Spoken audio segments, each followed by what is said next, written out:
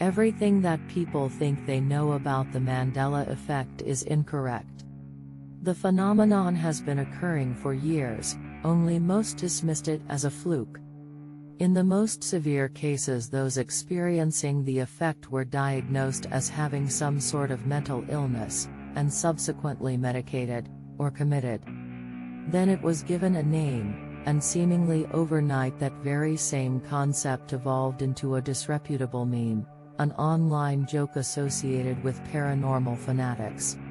Several years ago I worked for a group of people called the Greyleaf Consortium. They've been around for decades. However, the members of the elusive group gather in secret, and as far as the public knows, Greyleaf doesn't exist. Among the organization's ranks are the top scientists in their respective fields, as well as a cabal of extremely wealthy men and women. Their stated purpose was to provide a creative outlet for some of the most intelligent people in the world, and to allow them the freedom to develop their ideas without fear of limited funding, or of meddling and interference from the political bureaucracy.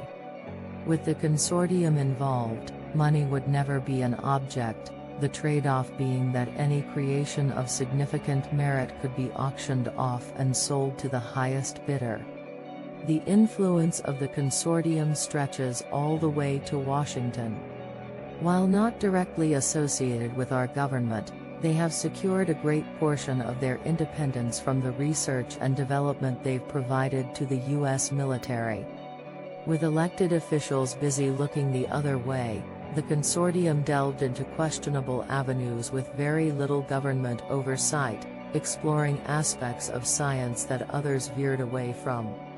It was during this exploration that they discovered a revelation that would change everything for years to come.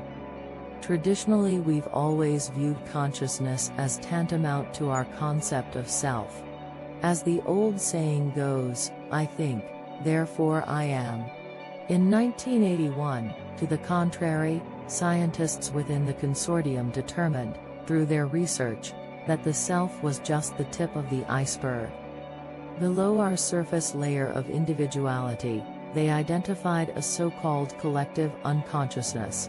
According to their lead researchers, we, all of humanity, were tethered to a living, breathing hive consciousness, an interconnected series of threads outside the realm of our perception. If you will, imagine your mind as a house. Everything that happens within said house is solely dependent on your own will. Your choices and decisions are all generated within the confines of this house. Now imagine that you stepped outside of your house. Imagine that you walked up the street only to find another house, and another, and another. Think about all the various connections that these houses have to one another. The streets that link the neighborhoods that link the cities, and so on, and so forth. Since the beginning of our species' existence, humans have adopted ideas, concepts, and ideologies, which have inexplicably managed, throughout history, to spread from one culture to another, despite there being tremendous geographic distances separating those communities. How such knowledge, or even a portion of it, including myths, legends, and language, could be shared by these people, who never made formal, physical contact with one another, was until recently a mystery. Everything in our universe is made of energy. Atoms are made up of vortices of energy, vibrations, if you will, and everything is constantly spinning. Greyleaf scientists found that all of our individual minds, in spite of physical separation, generate an identical subatomic frequency, and just like a radio station, they theorized the possibility of tuning into this frequency. For years the notion of psychic activity such as telekinesis or precognition had teetered at the far edges of fringe science. Suddenly, all of these formerly murky concepts could be explained, and what was once considered paranormal became mainstream. In the mid-80s, the consortium began work on the fork, a massive machine that would act as the world's largest antenna, specifically made to sync with the shared frequency of human consciousness. Nearly 10 miles in diameter and constructed entirely underground right in our own backyard, the entire thing was done under the false pretense that the finished product would be a Texas-based supercollider. Nearly 14 miles of underground tunnels had been developed before Congress pulled the public funding for the project. This didn't mean the plug had been pulled, however. To the public, the underground expanse was considered abandoned. Behind closed doors, the consortium utilized the facilities, codenamed Foxhole, to build their machine in secret. I was approached in the summer of 2004. I'm what many would call a prodigy. I finished high school at the age of 14. At age 19, I graduated from college with a degree in applied science and computer technology. Initially, I knew nothing other than the fact that I was being paid more money than I knew what to do with. I wasn't the only one. They recruited 12 other individuals from all around the world, each of them experts in developmental software and programming, for a project called Jabberwocky. Jabberwocky was created to interface with the fork. Jabberwocky's purpose was to map the network, translating and organizing massive amounts of information. The many exabytes of data would then serve as the building blocks for a digital representation of what those on the research team termed the collective. The network's goal was nothing less than to express and catalog humanity's collective consciousness, in all of its infinite complexity, in code, within the construct of a digital matrix. The members of the consortium's research and development team had just washed up on a strange land and, like many other discoverers, wanted to explore the new world in its entirety. The fork, however, only allowed them to monitor the frequency. In a way, it was equivalent to listening in on white noise. That's where Jabberwocky came in. It was theorized that if we could map the collective, we could isolate patterns in groups as well as individuals, to predict the outcome of certain events based on previously developed algorithms. While I personally assisted in the mapping process, my team's task was to develop the operating system for Jabberwocky. We banged our heads for months, and then, seemingly out of nowhere, we figured it out. We figured her out, and we named her Alice. Fully autonomous and self-correcting, our new operating system was light years ahead of anything that we could have individually imagined. We were ecstatic.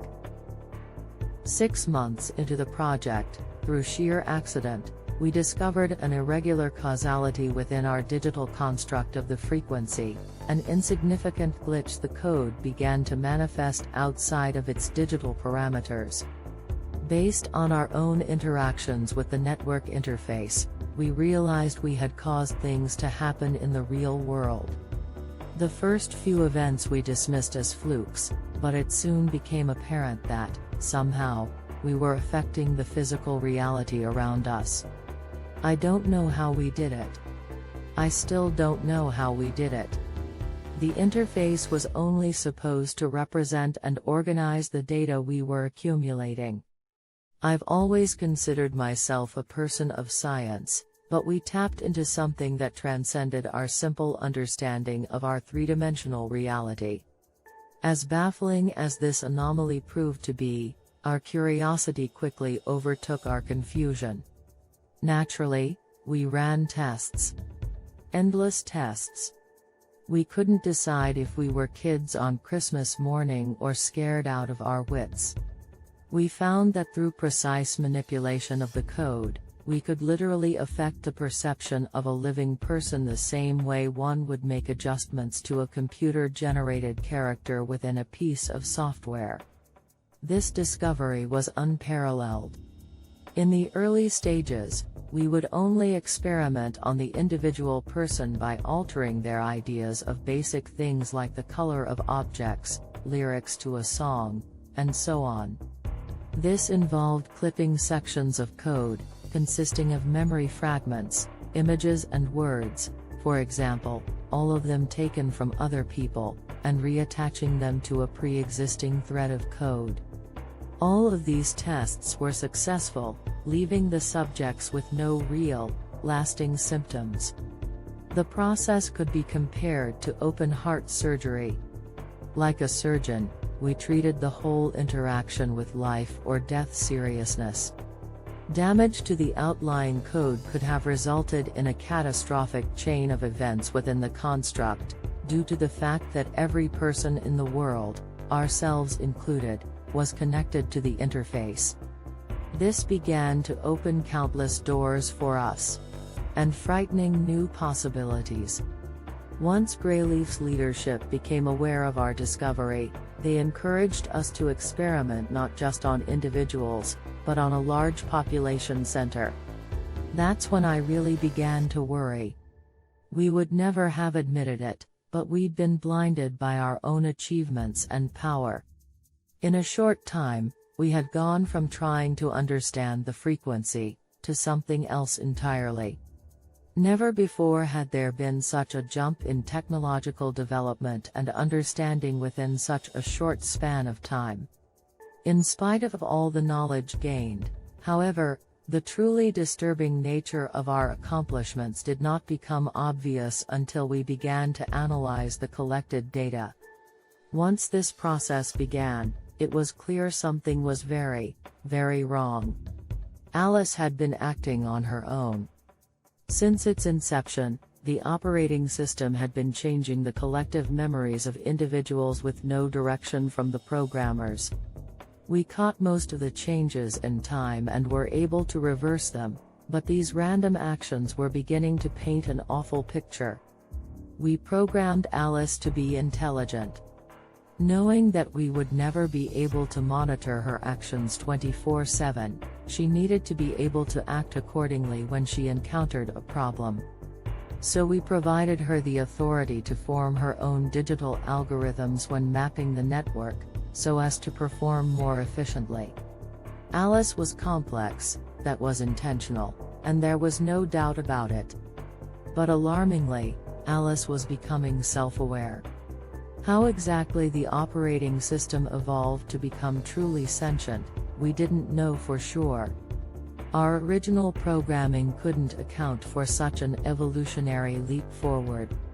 We theorized that residual exposure to so many unconscious minds left some sort of imprint on Alice, which resonated beyond her own limitations. I remained unsure. In spite of my own doubts, however, it was obvious something very unusual was happening, and that adjustments would need to be made, and accounted for. Alice's activity had caused irreversible psychological damage to people around the world, and we realized our project had become a legitimate threat to humanity at large. Moments before we shut the system down, our systems registered massive dissemination of what appeared to be redundant code into the network itself. That was followed by a message that appeared for a split second. I'll never forget what it said. The key to salvation is perception. To change your perception is to change your reality. I will change your perception, I will change your reality. We spent weeks gathering and analyzing data, trying to figure out what went wrong. There would be an inquiry on a higher level as to the threat that Alice presented. I was not included in those conversations.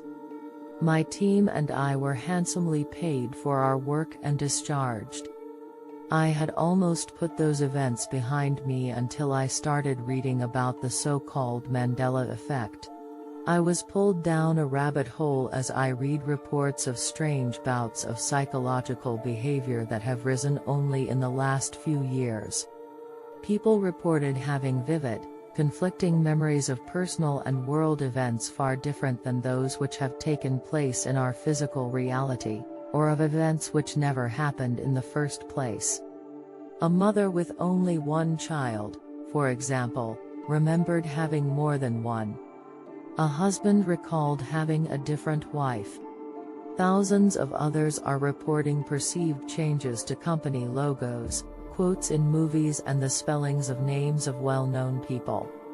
Even more alarming, some experiencing the effect are reporting changes to the human anatomy, to geography, and to Earth's very location in the Milky Way galaxy. For some yet unknown reason, certain groups of individuals seem capable of recognizing the changes Alice has made, and of resisting them, resulting in what has been coined residue.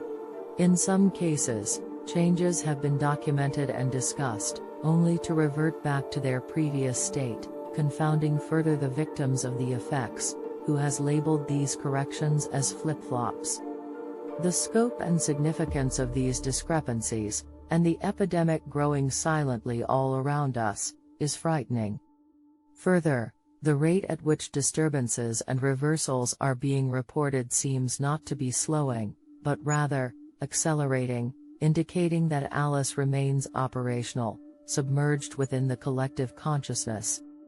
Alice continues to alter what we perceive as reality. For what purpose, I don't know. What I do know is that what we've let loose in this world could very well be our undoing. If you are one of the few who remember things as they were, while also existing in reality as we know it, trust your memories. Please.